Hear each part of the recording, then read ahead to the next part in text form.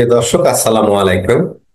আগামী যে সংসদ নির্বাচনটি হতে যাচ্ছে, সেই নির্বাচনটি হবে তত্ত্বাবধায়ক সরকারের অধীনে।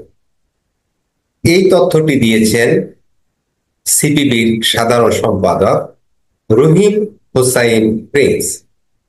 তিনি বলেছেন, ইতিমধ্যে ঐক্যমত কমিশনে বিভিন্ন দলগুলো যে আলাপ আলোচনা করছেন নির্বাচন নিয়ে, এই নির্বাচনীয় যে আলাপ আলোচনার মধ্যে এই কথাটি ছিল যে আগামী যে নির্বাচনটা হতে যাচ্ছে সেটি হবে তত্ত্বাবধায়ক সরকারের অধীনে, একটি নিরপেক্ষ সরকারের অধীনে। যদি তার এই কথাটা সত্য হয়, তাহলে ইউনূস সরকারের অধীনে নির্বাচন হচ্ছে না, তিনি নির্বাচনের আগেই চলে যাবেন তত্ত্বাবধায়ক সরকারের হাতে ক্ষমতা দিয়ে। বাংলাদেশের সুপ্রিম কোর্টে ইতিমধ্যেই তত্ত্বাবধায়ক সরকারের যে বিধি, যে আইন, সেটি কিন্তু পাশ হয়ে গেছে, যেটা তিনি তথ্য দিয়েছেন। তো তার যে একটি সাক্ষাৎকার নিয়েছেন আমাদের সিনিয়র সাংবাদিক মঞ্জুরুল আলম পান্না ভাই, আপনারা এই সাক্ষাৎকারটির ছোট্ট একটা ক্লিপ দেখুন। এছাড়া আমরা যে আলোচনাগুলো করি সব দল মিলিয়ে, সেখানেও আমরা ঐক্যমত হয়েছি যে একটা নির্বাচন হতে হবে নির্দলীয় নিরপেক্ষ তত্ত্বাবধায়ক সরকার।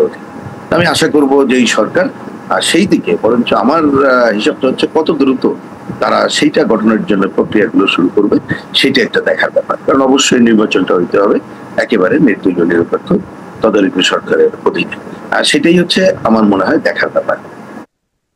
দেখলেন তো তো তিনি অলরেডি বলেছেন, এই তথ্যটি কিন্তু তিনি দিয়েছেন, কারণ তিনি তো, ওনারাই তো ঐক্যমত্য কমিশনে বিভিন্ন পর্যায়ে নির্বাচন নিয়ে যেসব আলাপ আলোচনাগুলো হচ্ছে, বিভিন্ন সংস্কার নিয়ে, তারা বসেই কিন্তু সেখানে এই সিদ্ধান্তগুলো করছেন। আর সেখান থেকে যদি একটা সিদ্ধান্ত আমাদেরকে জানানো হয়, আমরা তো সেটা বিশ্বাস করতেই হবে। এবং তিনি এও বলেছেন যে ইতিমধ্যে আমাদের বর্তমান যিনি প্রধান উপদেষ্টা রয়েছেন, তিনি নিরপেক্ষতা হারিয়েছেন। কোন দলের প্রতি তার এক্সট্রা আনুগত্য রয়েছে, কোন দলকে তিনি একটু বেশি প্রায়োরিটি দিচ্ছেন, উনি নিরপেক্ষ নন। তাহলে কি করতে হবে? আগামী নির্বাচনের আগেই একটি তত্ত্বাবধায়ক সরকারের হাতে ক্ষমতা দিতে হবে, এবং সেই সরকার 3 মাসের ভিতরে তাদের টোটাল সেট আপ করে তারা একটি নির্বাচনের আয়োজন করবে। তো এর মধ্যে তারা যে নির্বাচনী আইন আছে সেই আইনকে ফলো করে তারা এগিয়ে যাবে। প্রিয় দর্শক, যদি এমন কিছু হয়, নিরপেক্ষ একটা সরকারের হাতে গিয়ে ক্ষমতা যায় এবং তারা যদি একটা নির্বাচনের আয়োজন করে, তাহলে তো মন্দ হয় না। তবে সকল দলের অংশগ্রহণে একটি ইনক্লুসিভ নির্বাচন অবশ্যই হতে হবে। যদি কোনো দলকে বাদ দেওয়া হয় নির্বাচন থেকে, তাহলে নির্বাচনটি আন্তর্জাতিক পরিমণ্ডলে গ্রহণযোগ্য হবে না, এবং পরবর্তীতে যে সরকারটা আসবে সে সরকারটা কিন্তু 5 বছর অনেক যন্ত্রণা ভোগ করতে হবে এবং অনেক কষ্ট করতে হবে তাদের সেই সরকারকে টিকিয়ে রাখবার জন্য। কারণ নানা ধরনের সমস্যা তৈরি হবে দেশের ভিতরে, কারণ ঐক্যমত্য না থাকবার কারণে। আপনারা ইতিমধ্যে দেখবেন জাতীয় পার্টির ভিতরেও নানা ধরনের প্রবলেম তৈরি করা হয়েছে, কিংবা তৈরি হয়েছে তাদের নিজেদের কারণে, অথবা থার্ড পার্টির কারণেও এই ধরনের প্রবলেম হতে পারে। জাতীয় পার্টি ইতিমধ্যে 2 ভাগে ভাগ হয়ে গেছে। জিএম কাদেরের নেতৃত্বের উপরে আদালত থেকে একটা নিষেধাজ্ঞা দেওয়া হয়েছে, স্থগিত করা হয়েছে। এর মধ্যে আবার আনিসুল ইসলাম মাহমুদরা আবার নতুন আরেক জাতীয় পার্টি করে তারা কাউন্সিল করার ঘোষণা দিয়েছেন। এর মধ্যে আবার দেখলাম যে এই যে ব্যারিস্টার পাটোয়ারি সাহেব, জিএম কাদেরের নেতৃত্বে যে জাতীয় পার্টি, সেখানকার সেক্রেটারি, তিনি বললেন যে আনিসুল ইসলাম মাহমুদদের যে সম্মেলন বা যে কাউন্সিল তারা করতে যাচ্ছেন এটি অবৈধ, এবং একটি আইনগতভাবে তারা সেটা করতে পারেননি। অর্থাৎ জাতীয় পার্টিরও নির্বাচনে যাওয়ার সম্ভাবনা অনেকটা কমে গেছে। এর মধ্যে জুলাই ঘোষণার পরে এনসিপির যে পজিশন, তাতে এনসিপি এই মুহূর্তে সরকারকে কিন্তু সাপোর্ট দিচ্ছে না, এবং তারা অলরেডি নির্বাচন করবে এমন সম্ভাবনাও কিন্তু নেই। তারা কিন্তু সরকারের সাথে তাদের অনেক দ্বন্দ্ব তৈরি হয়ে গেছে। এর মধ্যে আপনারা বিভিন্ন সংবাদ, বিভিন্ন তথ্য বিশ্লেষণ করলে দেখতে পাবেন। আবার যে জামায়াতে ইসলামী, যাদেরকে অনেকেই মনে করেন যে এখন ক্ষমতা চালাচ্ছেন জামায়াতে ইসলামী, এবং তাদের লোকজনই প্রশাসনের বিভিন্ন স্তরে বসে আছে। তাহলে জামাতে ইসলামী নিঃসন্দেহে অনেক প্রভাবশালী দল, এবং তারাও নাকি এমন শোনা যায় যে আহ, বর্তমান যে পদ্ধতিতে নির্বাচন, এই পদ্ধতিতে তারা নির্বাচনে যেতে চাচ্ছে না, তারা চাচ্ছে পিআর পদ্ধতিতে নির্বাচন। ইসলামী আরো কিছু দল আছে, যেমন ইসলামী শাসনতন্ত্র আন্দোলন, তারাও চাচ্ছে পিআর পদ্ধতির নির্বাচন।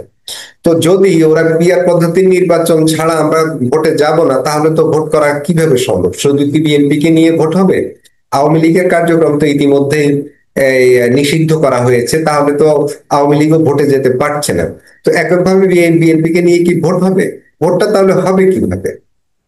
এমন হতে পারে যদি জামাত শেষ পর্যন্ত পিআর পদ্ধতির দাবি থেকে সরে এসে গতানুগতিক পদ্ধতিতে আসে, এবং বিএনপির সাথে একটা আসন ভাগাভাগিতে যায় সবাই মিলে, ওই যে বানরের পিঠা ভাগের মতন একটু ভাগ বন্টন করি, এটা কিন্তু একতরফা একটা নির্বাচন হবে, যে ভাগ বন্টন করে সবাই মিলে নিলাম, এখানে তো আর বিরোধী বলতে কিছুই থাকলো না। হ্যাঁ হ্যাঁ, তারপরেও তো কিছু একটা তো হয়, নির্বাচন এইভাবেও হতে পারে, কিন্তু সেটা গ্রহণযোগ্য হবে কি হবে না সেটা তো পরের বিষয়। এবং এইভাবে নির্বাচন করে পরে একটা সরকার আসলে সেই সরকার দেশটা কিভাবে চালাবে সেটাও তো একটা চিন্তার বিষয় রয়ে গেছে। তো সব মিলিয়ে একটা জিনিস আশার আলো, সেটা হচ্ছে রহিম হোসেন প্রিন্স সাহেব যে কথাটা বলেছেন যে আগামী নির্বাচনটা হবে একটা তত্ত্বাবধায়ক সরকারের মাধ্যমে, নির্দলীয় নিরপেক্ষ। যদি এমনটা হয় এবং ওই সরকারকে যদি 3 মাস সময় দেওয়া হয়, তাহলে আমার মনে হয় নিঃসন্দেহে যে একটা ভালো নির্বাচন হতে পারে। তবে এটা অবশ্য ভালো নির্বাচন তখনই আমরা বলবো যখন আমরা দেখবো যে সকল দলের অংশগ্রহণে ঐক্যমত্যের ভিত্তিতে একটি ইলেকশন হয়। এখন যদি কিছু কিছু দল পিআর পদ্ধতির দাবিতে যদি নির্বাচন থেকে সরে দাঁড়ায়, তাহলে নির্বাচন কিন্তু অনিশ্চিত হয়ে যাবে। তত্ত্বাবধায়ক সরকারের অধীনে নির্বাচন হলেও সেই ক্ষেত্রেও সবাই যদি অংশগ্রহণ না করে, সেটাও কিন্তু প্রশ্নবিদ্ধ হবে।